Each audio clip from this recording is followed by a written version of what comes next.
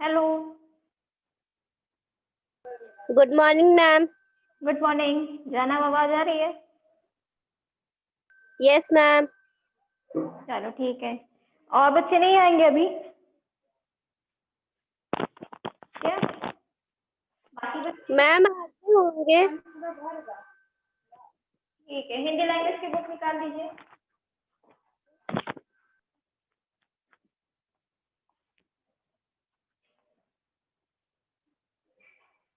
निकाल ली हो?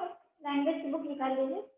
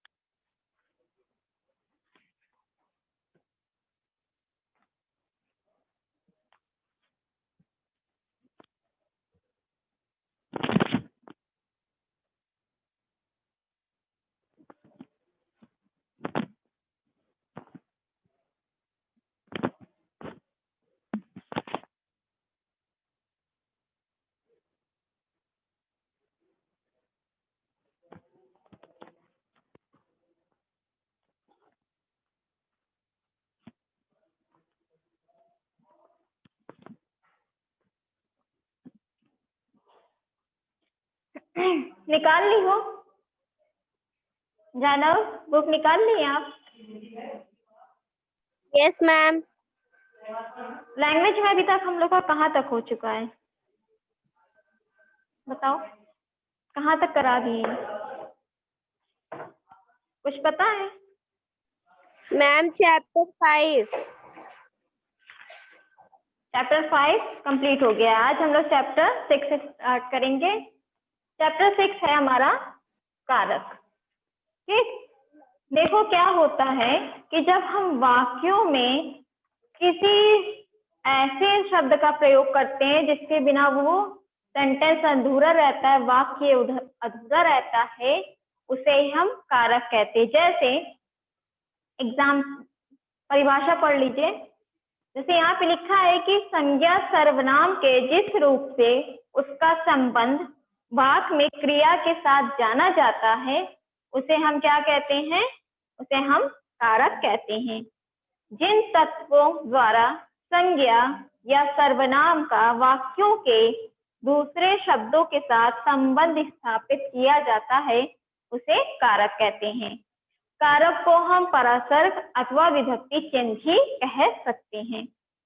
समझ में आया? इसमें क्या होता है? संज्ञा और सर्वनाम के साथ जो क्रिया हो रही है उसके साथ जुड़ा रहता है शब्द, ठीक, जिसका संबंध स्थापित होता है।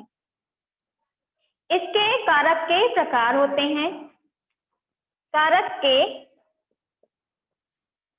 प्रकार, ठीक, कारक के कितने प्रकार होते हैं बता सकते हो? बोलो आदित्य।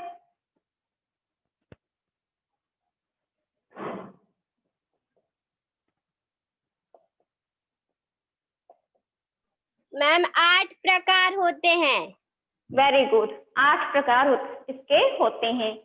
पहला होता है कर्ता, ठीक, दूसरा होता है कर्म, तीसरा होता है करण, चौथा होता है संप्रदान, ठीक, दिख रहा है यहाँ तक? Yes ma'am. होता है अपदान, ठीक, 5 हो गए। फिर होता है संबंध, फिर होता है अधिकरण,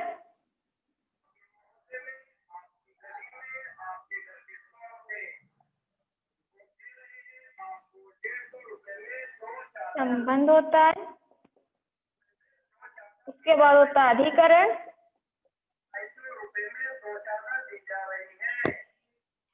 और फिर लास्ट में क्या होता है हमारा? संबोधन।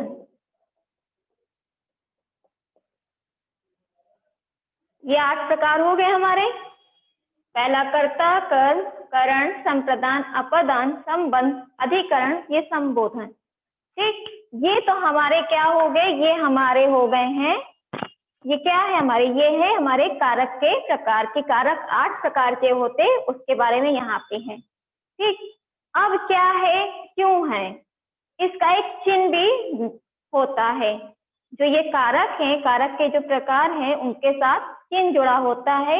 इनका प्रयोग क्यों होता है, क्योंकि सेंटेंस में कुछ चीजों में हम प्रयोग करते हैं जिसके द्वारा विभक्ति चिन्ह के बिना हम सेंटेंस को नहीं लिख सकते हैं।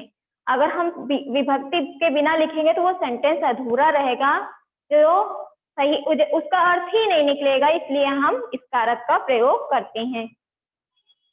इसका विभक्ति चिन्ह है, कर्ता का विभक्ति चिन्ह होता है ने, कर्म का होता है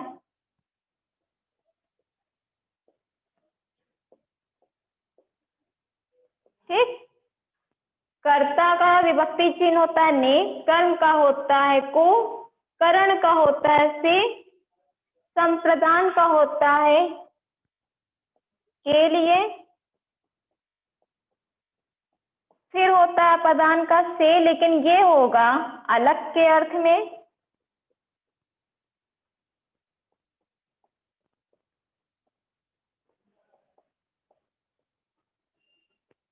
ठीक, फिर आपका आता है संबंध का, की, रे, रा। ठीक, ये होता है संबंध का।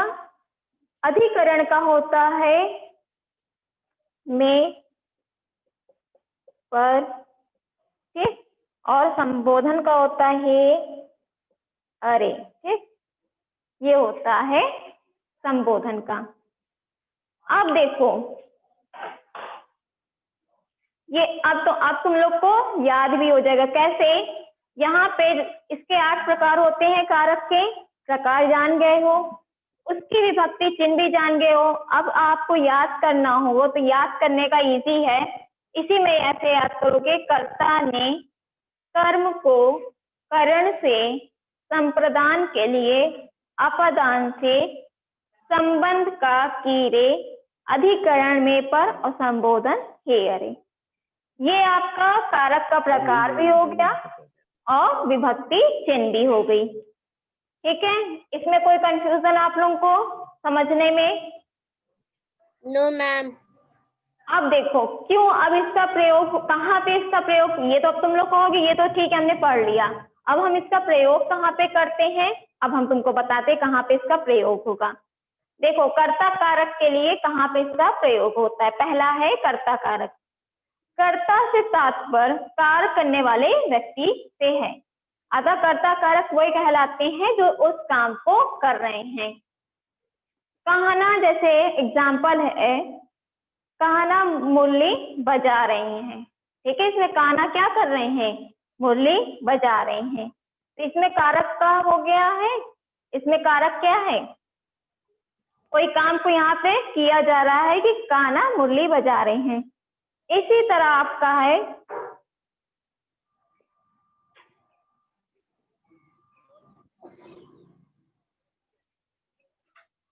अब देखो, एक है जैसे राम ने पुस्तक पढ़ी। ठीक, राम ने पुस्तक पढ़ी, इसमें ने जो है वो क्या है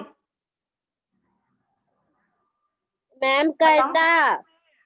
ने करता है। क्यों क्यों, क्योंकि राम ने पूरा आ रहा है ना, पुस्तक पढ़ी किसके, अगर हम कह दे राम पुस्तक पढ़ा, क्या समझ में आ रहा है?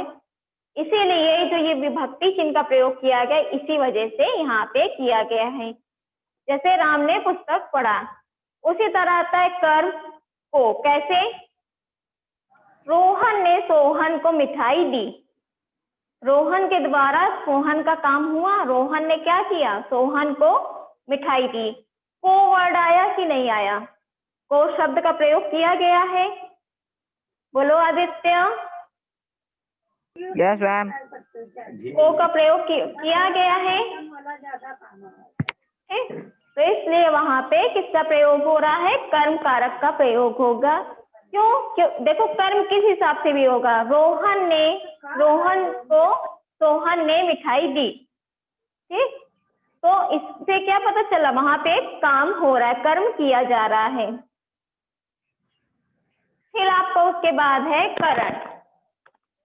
करण से तात्पर्य है से का कैसे होगा यहाँ पे पढ़ लेते हैं कि जिन वाक्यों के अंतर्गत कर्ता ने किसी साधन द्वारा किसी कार्य की पूर्ति करता है। जैसे किसान हल से खेत जोतता है, से वर्ड का फिर यहाँ पे प्रयोग हो रहा है कि नहीं, किसान किससे हल जोतेगा, से वर्ड आ रहा है ना, किसान खेत जोत रहा है किससे, हल से। उसी तरह संप्रदान, जब कर्ता किसी कार्य के लिए कार्य करता हो और किसी को कुछ प्रदान करता हो तो वहां पे संप्रदान कारक आता है। जैसे यहाँ पे है कि सैनिक अपने देश की रक्षा के लिए आया, यहाँ पे विभक्ति चिन्ह क्या था, के लिए प्राण तक न्यौछावर कर देता है। जितने आपका सेंटेंस हो रहा है उसमें देखिए एक विभक्ति चिन्ह का प्रयोग हो रहा है। यही विभक्ति चिन्ह हमारी क्या कहलाती है, यही विभक्ति चिन्ह हमारा कारक कहलाती है। फिर है अपादान कारक, जिन वाक्यों द्वारा एक वस्तु का दूसरी वस्तु से अलग होना, किसी से डरने तथा एक वस्तु की दूसरी वस्तु से करने वाले भाव ज्ञात होते हैं, उन्हें हम अपादान कारक कहते हैं। जैसे घर से रानी विद्यालय जा रही है, तो इसमें क्या है, एक अलग चीजें हो रही ना, घर से उसने क्या किया, घर से वो विद्यालय की ओर गई, तो वो क्या घर से अलग हुई ना, यहाँ अलग होने के अर्थ में इसीलिए लिखे हैं। संबंध में क्या है कि संबंध कारक के अंतर्गत, संबंध शब्द से ही समझ में आ रहा, संबंध मतलब किसी से लगाव, किसी से जो जुड़ा हो, जिसमें संबंध कारक के अंतर्गत एक व्यक्ति, वस्तु या स्थान का दूसरे वस्तु या स्थान से संबंध स्थापित हो जाता, उसे हम संबंध कारक कहते हैं। जैसे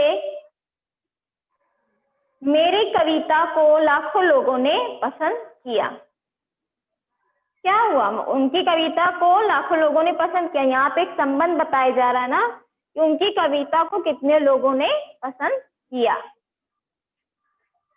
फिर नेक्स्ट है लक्ष्मी के घर पार्टी है, वहां पे संबंध है, उसके घर पे पार्टी है, लोग जाएंगे।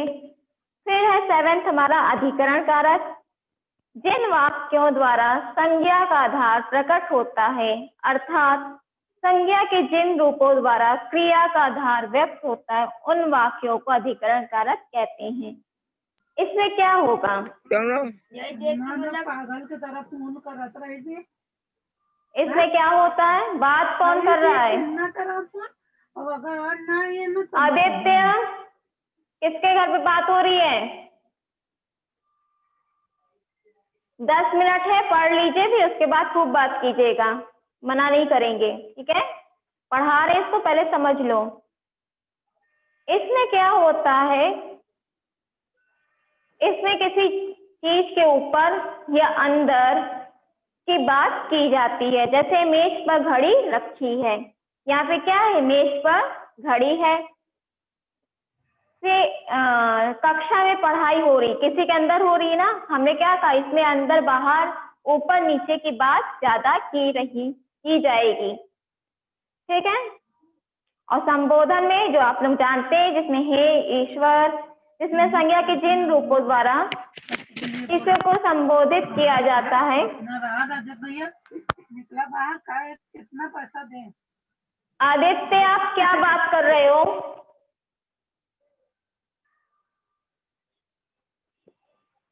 संज्ञा के जिन रूपों द्वारा किसी को संबोधित किया जाता है, उसे संबोधन कारक कहते हैं। जैसे हे ईश्वर, इन्हें सद्गति प्रदान करो, अरे यह क्या हो गया, ठीक, इसमें क्या किया जा रहा है, इसमें प्रार्थना होती है, संबोधन का प्रयोग किया जाता है, जो आप लोग पढ़े हे, अरे, ओ, इस सब का प्रयोग किया जाता है, ठीक है।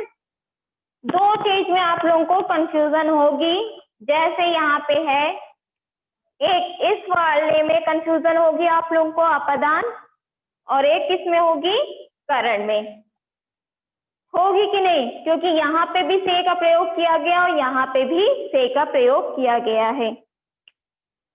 जायरा समझ में आ रहा है? Yes ma'am. आपको इतने में क्या चीज नहीं समझ में आया? 8 कारक में क्या नहीं समझ में आया है बताइए। अभी जो बताए सब, हाँ अपदान एक बार फिर से समझा दीजिए।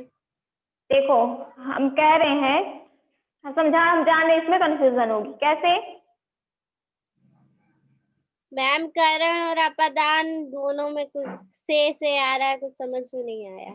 हाँ हम बता रहे हैं ना, अगर हम लिखे यहाँ पे पेड़ से पत्ते गिरते हैं, ठीक, हमने क्या लिखा यहाँ पे,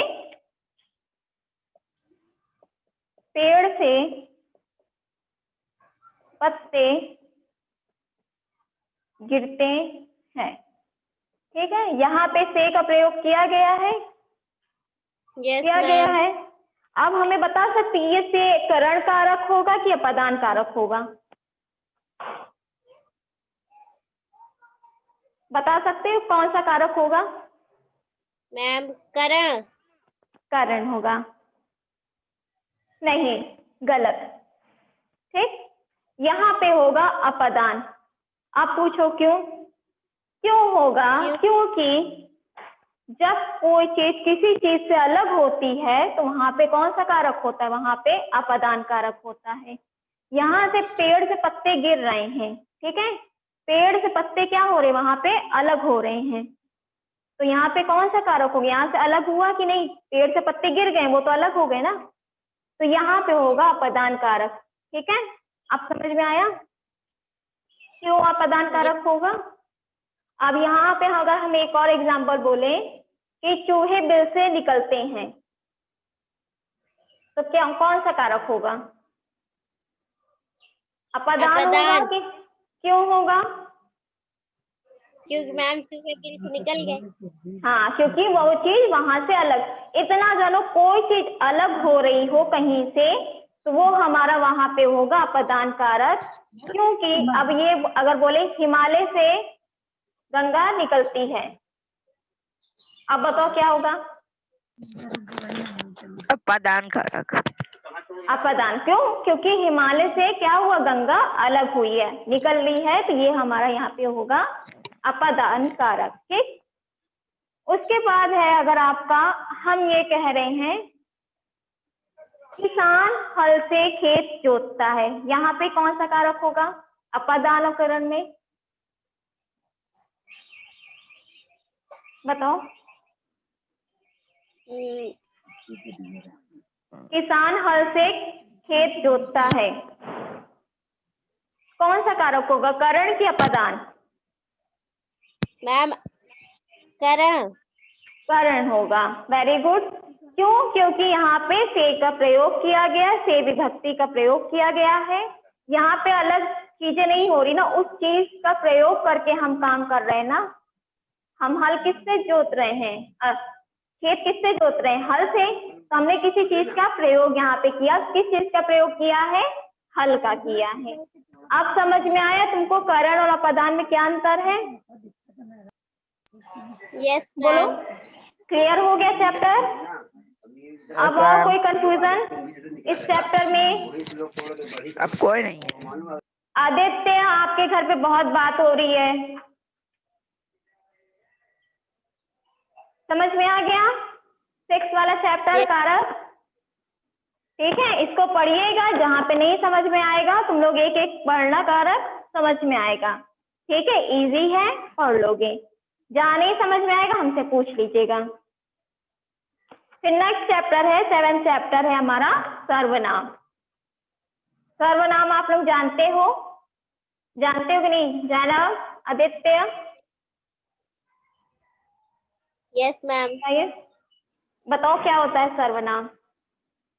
मैम जो शब्द संज्ञा की जगह यूज होते हैं उसे सर्वनाम कहते हैं। जो संज्ञा के स्थान पे जिन शब्दों का प्रयोग हम लोग करते वो सर्वनाम होते हैं, ठीक है। सही बताई हो। इसमें जो शब्द संज्ञा के स्थान पर प्रयोग किए जाते हैं उन्हें हम सर्वनाम कहते हैं। जैसे मैं, तुम, वह, या, ये सब क्या है? ये संज्ञा के स्थान के शब्दों को हटा के सर्वनाम के शब्दों का प्रयोग किया गया है। सर्वनाम के 6 भेद होते हैं। पुरुषवाचक सर्वनाम, निजवाचक सर्वनाम, निश्चयवाचक। लिख दे रहे हैं रफ कर दे इसको। Yes ma'am.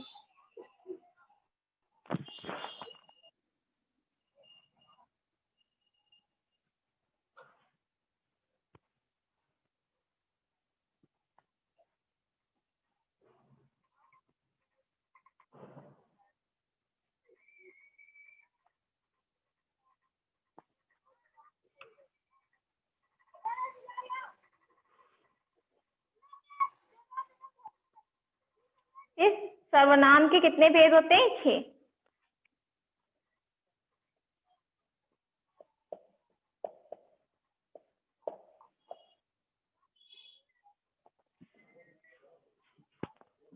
पहला होता है निजवाचक,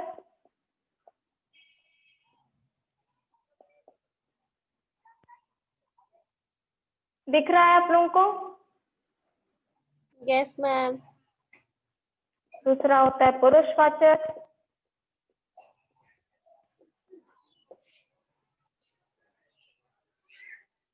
थर्ड होता है निश्चयवाचक,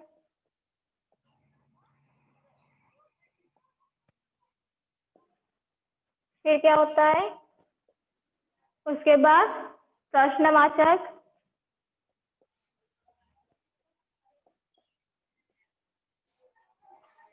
संबंधवाचक,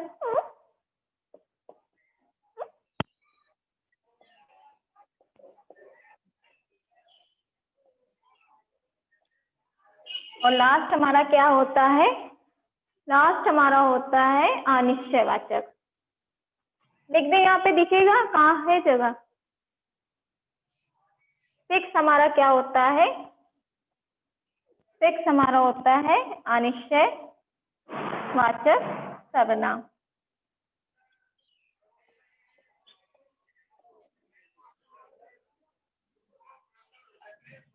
अनिश्चयवाचक सर्वनाम होता है। ठीक, अब इसके भेद में देखो क्या है। पुरुषवाचक सर्वनाम क्या होता है? जिसमें 3 होते हैं, उत्तम पुरुष, मध्यम पुरुष और अन्य पुरुष। देखो इसमें क्या होता है? उत्तम में क्या होता है? जिन शब्दों का प्रयोग स्वयं के लिए किया जाता है। जब हम जिन शब्दों का प्रयोग अपने लिए करते हैं वहां पे कौन सा पुरुष होगा? उत्तम पुरुष होगा। मध्यम मतलब जिससे बात की जाती है, हम तुमसे बात कर रहे हैं, ये मध्यम पुरुष हमारा वहां पे होगा। ठीक है। और अन्य पुरुष मतलब हम किसी अदर से बात कर रहे हैं, किसी अदर के बारे में बता रहे हैं, तो वो हमारा क्या हो जाएगा? अन्य पुरुष। ठीक है। पुरुषवाचक में ये 3 होते हैं। फिर उसके बाद है निजवाचक। जिन वाक्यों का प्रयोग, जिन शब्दों का प्रयोग कार्य करने वाले व्यक्ति की निजता के लिए किया जाता है उन्हें हम निजवाचक कहते हैं। यहाँ पे क्या है? मैं अपना सारा काम खुद करती हूँ। यहाँ पे व्यक्ति क्या कर रहा है? अपने कार्यों को वो खुद कर रहा है। ठीक है। वो निज है, निजी चीज है। ठीक है। रमेश अपनी दवाई स्वयं लाता है। यहाँ पे कार्य को क्या किया जा रहा है? खुद के द्वारा किया जा रहा है, स्वयं के द्वारा हो रहा है। निश्चयवाचक जो निश्चित है, जिससे बदला नहीं जा सकता है। जिन शब्दों के माध्यम से किसी व्यक्ति, वस्तु या स्थान के विषय में निश्चित जानकारी प्राप्त होती है, मतलब आपको एकदम निश्चित पता हो, वहां पे निश्चयवाचक सर्वनाम होता है। जैसे वहां ताजमहल है, ये पता है वहां पे ताजमहल स्थित है। यहाँ मेरी किताब है, जो ये हम जिससे पढ़ा रहे वो मेरी किताब है, ये आप लोगों को पता है। तो यहाँ पे क्या है? निश्चयवाचक सर्वनाम है। ठीक है। फिर अनिश्चयवाचक, शब्द से ही तो पता चल रहा है अनिश्चयवाचक मतलब कि जिन शब्दों के माध्यम से किसी व्यक्ति, वस्तु या स्थान के विषय में निश्चित ज्ञान प्राप्त नहीं होता। इसमें क्या होता है कि हमें क्या होगा? हमें निश्चित ज्ञान की अनुभूति नहीं होगी, हमें निश्चित ज्ञान नहीं पता होगा। जैसे देखो वहां कोई वस्तु पड़ी है, हम रोड पे चलते हैं, देखते हैं इधर उधर कुछ पड़ा रहता है तो हम क्या कहते हैं, वहां पे देखो कोई वस्तु पड़ी है। क्या हमें पता है वहां पे कौन सी वस्तु है? नहीं पता है। जब हमें कोई चीज की जानकारी नहीं है और कोई चीज निश्चित नहीं है तो वो हमारा वहां पे क्या आएगा? अनिश्चित वाचक सर्वनाम आएगा। अब कोई आपको गिफ्ट मिला, बर्थडे होता आपको गिफ्ट मिला, क्या आपको पता रहता है इसके अंदर ये है? नहीं पता रहता है, क्योंकि आपको नहीं पता है कि इसके अंदर क्या है। तो वो होगा अनिश्चित वाचक, अनिश्चय वाचक सर्वनाम। फिर उसके बाद है सिर्फ संबंध वाचक, जिसमें संबंध का प्रयोग किया जाएगा एक दूसरे से। जिन शब्दों द्वारा एक का दूसरे से संबंध स्थापित होता है उन्हें हम संबंध वाचक सर्वनाम कहते हैं। ठीक है। जिसकी लाठी उसकी भैंस, कहावत कहा जाता है ना, जिसकी लाठी उसकी भैंस, जिसकी लाठी होगी उसकी भैंस होगी, ये कहा गया है ना। मेहनत का फल मीठा होता है, जब आप मेहनत करोगे तो आपको सफलता मिलेगी, नहीं मेहनत करोगे आपको सफलता नहीं मिलेगी। इसमें क्या हो, एक काम दूसरे काम पर निर्भर रहता है। फिर है प्रश्नवाचक। प्रश्नवाचक आपको खुद समझ में आ रहा है, जिसमें प्रश्न का पूछा जाता है, जिसमें हाँ जिसके द्वारा प्रश्न पूछा जाए उन्हें हम प्रश्नवाचक सर्वनाम कहते हैं। तुम किस कक्षा में पढ़ते हो? ठीक है, यहाँ पे हम क्या कर रहे हैं, तुमसे क्वेश्चन कर रहे हैं ना कि तुम किस कक्षा में पढ़ रहे हो। ये फुटबॉल कौन खेल रहा है? तो ये सब क्या है, प्रश्नवाचक सर्वनाम है हमारे। ठीक है। यस बोलो। मैम।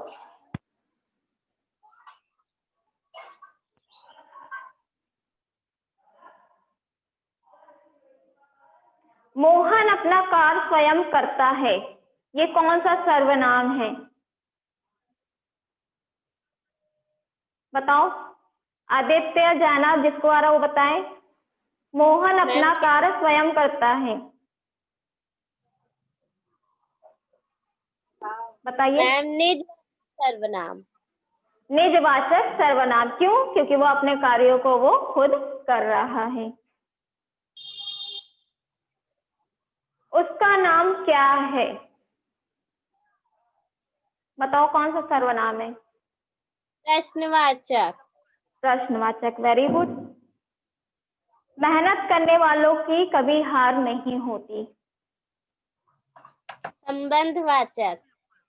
संबंधवाचक, क्यों? क्योंकि इसमें संबंध जुड़ा है कि जो मेहनत करेंगे उनकी कभी भी हार नहीं होती।